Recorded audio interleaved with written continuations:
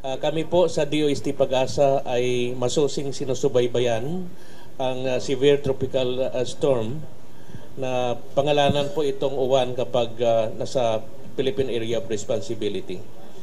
Ito ay pang 21 bagyo sa taong ito at pangalawa sa buwan ng November.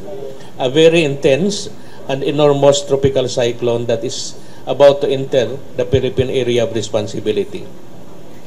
Kapag pumasok po ito ng PAR, ito ay may taglay na typhoon category at ito'y inasahan na mag-intensify pa into a super typhoon habang ito ay papalapit sa ating bansa. Ito ay mapanganib na weather system. Dahil sa kanyang malawak na sirkulasyon, ito ay may radius na more than 700 kilometers at strong intensity. One is likely to bring destructive winds, intense to torrential rains, and dangerous storm surges. Conditions that can lead to widespread flooding, landslides, and severe coastal inundation in vulnerable areas.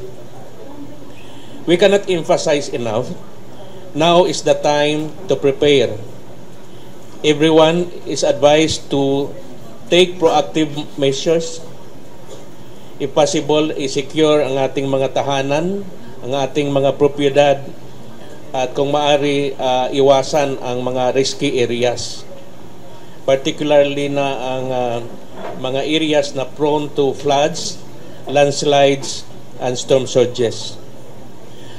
Ngayon pa lang nakikiusap po kami na sa ating mga kababayan na sundin ang mga payo ng mga lokal na mga pamahalaan at i-monitor ang mga updates from official sources, particularly na from DOST Pag-asa, from National Disaster Risk and Management Council member agencies, and local disaster offices.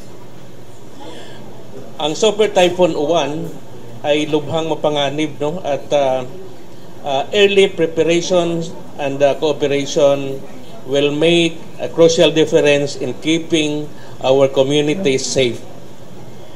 Maraming salamat po for coming for this press conference, and we in DOST Pag-asa will continue to provide regular updates at kung may mga pagbabago, ito ay ipaabot namin kaagad sa ating mga kababayan at mga agencies involved in disaster management.